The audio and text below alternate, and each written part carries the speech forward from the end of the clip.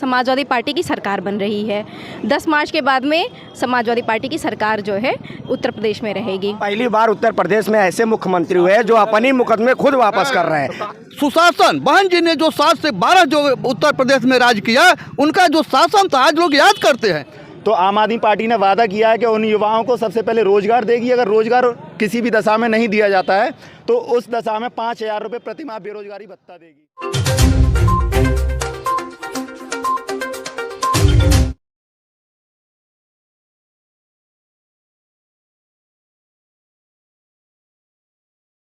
नमस्कार, आप देख रहे हैं वॉइस ऑफ इंडिया और मैं हूं आपके साथ अर्चना गुप्ता। इस समय मैं प्रयागराज के जिलाधिकारी कार्यालय के बाहर खड़ी हूं, जहां पर क्योंकि आप सभी जानते हैं कि 2022 यूपी विधानसभा चुनाव का आगमन हो चुका है। 10 फरवरी से जो है पहले चरण का मतदान होगा और इसीलिए यहां पर नामांकन के लिए यहां पर हर पार्टी के जो प्रत्याशी हैं आए, उनके साथ उनके कार्यकर्ता भी हैं। यहाँ पर बसपा के कार्यकर्ता मौजूद हैं।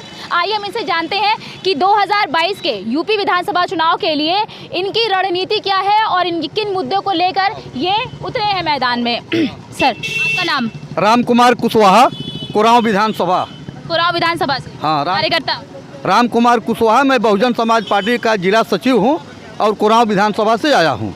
तो ये बताइए सर कि यूपी में बसपा कितनी मजबूत है, क्योंकि जिस तरह से काफ़ी साल से ऐसा लग रहा है कि बसपा खो गई है, क्योंकि एक समय था बसपा का और अब का समय है जिसकी कोई तुलना नहीं की जा सकती। तो उसके बारे में क्या कहेंगे? बहुजन समाज पार्टी का मतदाता हमेशा साइलेंट रहता है, वो हल्ला करने में कम विश्वास करता है और सच्चाई तो ये है इस समय जो गोदी मीडिया है वो जो है कुछ अलग किस्म की दिखा रही है। बहुजन समाज पार्टी का कार्यकर्ता 5 साल काम करता है और एक मिशन के रूप में काम करता है। बहुजन समाज पार्टी सर मुद्दे क्या है? सर मुद्दा क्या है? मुद्दा यह है सुशासन। बहन जी ने जो 7 से 12 जो उत्तर प्रदेश में राज किया, उनका जो शासन था आज लोग याद करते हैं। सर, जिस तरह से मायावती ने साफ उन्होंने कहा कि मैं चुनाव नहीं लड़ूंगी, तो विरोधी पार्टियों को कितनी मजबूती मिल गई मायावती के चुनाव ना लड़ने से? बहन जी इसके पहले भी चुनाव नहीं लड़ी है, लेकिन बहन जी जितनी चुनाव लड़ी हैं, कई बार जो है विधायक और सांसद रही हैं, उतना आज के जितने कैंडिडेट हैं सीएम पद के नहीं लड़े हैं। तो बहन जी का कोई जोड़ नहीं है। बहन जी पूरे उत्तर प्रदेश में दौड़ा करेंगी। बहन जी हमेशा बहुजन समाज पार्टी के कार्यकर्ताओं अन्य जिस तरह से यहाँ पर इस समय घर घर जाकर चुनाव प्रचार किया जा रहा है, जितनी सक्रिय अन्य पार्टियां दिख रही हैं उतनी सक्रिय बीएसपी नहीं दिख रही है, उसके बारे में क्या? बीएसपी जमीन पर सक्रिय है। हम लोग गाँवों में गलियों में काम करते हैं, लोगों के बीच में काम करते हैं, हमारा वर्कर हर जगह सक्रिय है। बहन जी का जो काम है वो कर रही हैं। बहन जी भी लगातार रैलियां कर रहे हैं, जैसे कल अमरोहा में थी, इसके पहले आगरा में थी। आप पूरा शेड्यूल देख लीजिए, 21 फरवरी को आपके प्रयागराज में बहन जी आ रही हैं, तो उनका शेड्यूल बना है। हमेशा अपने सिस्टम से हम लोग काम करते हैं, हम लोग किसी की नकल नहीं करते। अच्छा, हमारे विधानसभा से हाकिम लाल जी को हड़िया विधानसभा से टिकट दिया गया हुआ है। तो मैम ये बताइए कि सपा यूपी इस समय कितनी ज़्यादा मजबूत है? अब इतनी ज़्यादा मजबूत है, आपसे सच्चाई छुपी तो होगी नहीं। आप भी जान रही हैं कि जो है समाजवादी पार्टी की सरकार बन रही है। 10 मार्च के बाद में समाजवादी पार्टी की सरकार जो है उत्तर प्रदेश में रहेगी। ये बताइए कि सर कि जिस तरह से यहाँ पर सपा इस बार जो उतरी है वो गठबंधन की सरकार के साथ उतरी है और पहले उसने सीटों पर 29 प्रत्याशियों को उतारा है, जिसमें से केवल जो है 19 ही पर ही सपा ने उतारा है, बाकी पर जो रालोद उतरा है। तो उसके बारे में क्या कहेंगे? क्या सीटों में क्लैश हो सकता है जब सत्ता बनेगी? तो आ जाएगा, बन जाएगा, हो जाएगा, अब तो बन जाएगा, हो जाएगा। ये बताइए आप लोगों का घोषणा पत्र क्या है? हम जो है 300 यूनिट बिजली फ्री देंगे और लैपटॉप वितरण आपको पता ही है। 15,000 जो है पर महीने जो विधवा पेंशन था हमारा उसको बहाल करेंगे। ये सारे जो योजनाएं हैं, 300 यूनिट जो है हमारा नया योजना होगा, हमारी सरकार बनेगी तो बाकी सारे पुराने जितने रुके भुगतान हो जाएगा। 15 दिन के अंदर गन्ने का भुगतान है। उसके बाद आपका जो है सिंचाई के लिए किसानों को फ्री बिजली मिलेगी, लैपटॉप मिलेगा, रोज़गार मिलेगा, 22 लाख लोगों को रोज़गार तुरंत दिया जाएगा महंगाई में। उसके बाद आपको देखिए सारे जितने भी काम हम लोग किए हैं 2012-17 में जितना भी हम लोगों ने घोषणा पत्र थी, हमने उसको ज़मीन पर किया है। लेकिन भाजपा के तरीका घोषणा पत्र नहीं है हमारा कि 17 से 22 तक उन्होंने घोषणा पत्र में दिखाया कि हर साल 2 लाख लोगों को रोज़गार दिया जाएगा। और कोरोना में रोज़गार छीन लिए, कोरोना में सबका रोज़गार छीन लिए, सबको रोज़गार के नाम पे लॉलीपॉप दिए संविदा के नाम पर। ये बताइए कि इस समय ADR ने जो एक सूची जारी की है कि किस पार्टी में कितने ज़्यादा अपराधी हैं, उसमें 57-75% के साथ सबसे ऊपर नंबर पर सपा है, जिसके बाद सपा है। आपने आपने आपने आपने कल का, आपने परसों का न्यूज़पेपर, नहीं भाई रुक जाइए ठीक, परसों का न्यूज़पेपर देखा अमर उजाला का आपने? उसमें सबसे ज़्यादा अपराधी कौन है? मुख्यमंत्री अपराधी, डिप्टी सीएम अपराधी, यही इलाहाबाद। नहीं ठीक है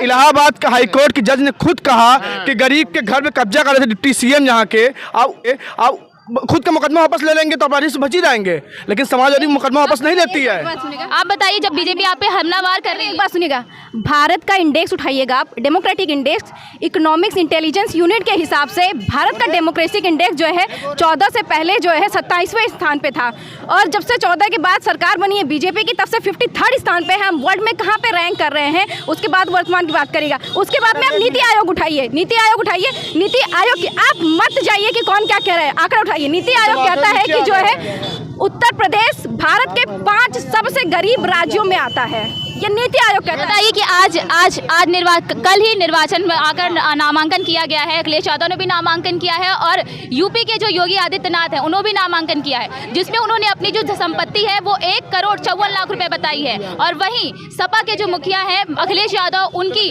40 करोड़ है। उसमें आप संपत्ति की बात करते हैं, आप आपराधिक मुकदमों की बात क्यों नहीं करते हैं? योगी आदित्यनाथ पर एक सवाल,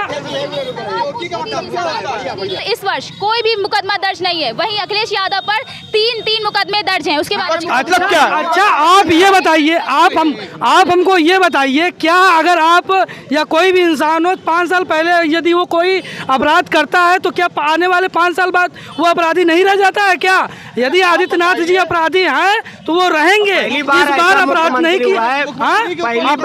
पहली बार उत्तर प्रदेश में ऐसे मुख्यमंत्री हुए जो अपनी मुकदमे खुद वापस कर रहे हैं। आप लोगों ने लिस्ट देखा है, आप मुकदमा की बात कर रहे हैं। जिस तरह से बेरोजगारी को लेकर हर तरफ से बीजेपी सरकार को घेरा जा रहा है, लेकिन बीजेपी सरकार लगातार ये कह रही कि उन्होंने 60 लाख रोजगार दिया और सबसे हर शासनकाल से अधिक रोजगार इन्होंने दिया, तो उस पर क्या कहेंगे? अभी उत्तर प्रदेश के मुख्यमंत्री हैं बाबा मुख्यमंत्री ने ट्विटर पर ट्वीट किया है कि हमने बेरोजगारों को 10 लाख नौकरियाँ दी हैं, और 10 लाख नौकरियों में उन्हीं का फैक्ट चेक करिए, उत्तर प्रदेश में समाजवादी पार्टी से ज़्यादा बेरोजगारी भाजपा की सरकार में हुई है, जो कि 4.1% तक हो गई है। और बात रही आम आदमी पार्टी की, जैसा कि आम आदमी पार्टी ने बेरोजगार युवाओं के लिए जो नेशनल एम्प्लॉयमेंट एक्सचेंज की रिपोर्ट है जो कहती है कि 10 लाख बेरोजगार उत्तर प्रदेश में हैं, तो आम आदमी पार्टी ने वादा किया है कि उन युवाओं को सबसे पहले रोजगार देगी। अगर रोजगार किसी भी दशा में नहीं दिया जाता है तो उस दशा में 5,000 रुपये प्रतिमाह बेरोजगारी भत्ता देगी। और बात रही आम आदमी पार्टी ने शिक्षा के क्षेत्र में जो उत्तर प्रदेश के छात्रों से युवाओं से वादा किया, आम आदमी पार्टी ने आज तक उत्तर प्रदेश की राजनीति में जाति और धर्म के अलावा कोई मुद्दा बन ही नहीं पाता बात का। आम आदमी पार्टी ने वादा किया है कि शिक्षा में उत्तर प्रदेश के कुल बजट का हिस्सा अगर सरकार में आती है तो 25% शिक्षा का बजट का हिस्सा उत्तर प्रदेश में खर्च करेंगे। जिस तरह से समय छात्रों पर लाठीचार्ज की गई एनटीपीसी रिजल्ट घोटाले के बाद, तो क्या लगता है कि वो बीजेपी के लिए कितनी खतरनाक हो सकती है? मतलब कहीं ना कहीं उनको चुनाव में इससे हार का सामना करना पड़ सकता है, क्योंकि एक बड़ी संख्या यूपी में युवाओं की है। ये पूरा हम सभी लोग जानते हैं, युवाओं ने तो समाज को बदल दिया। ये तो सरकारें हैं, आती जाती सरकारें हैं, 5 साल रहेंगी और 5 साल में चली जाएंगी। छात्रों को जो इलाहाबाद के अंदर, मैं खुद इलाहाबाद विश्वविद्यालय से LLB कर रहा हूँ, छात्रों को घर में घुस करके पुलिस वालों ने डंडों से मारा है, पीटा है निकाल करके। लेकिन ये कहा जा रहा है लगातार कि और लोगों की तरफ से कि वो छात्र नहीं थे, वो दंगाई थे।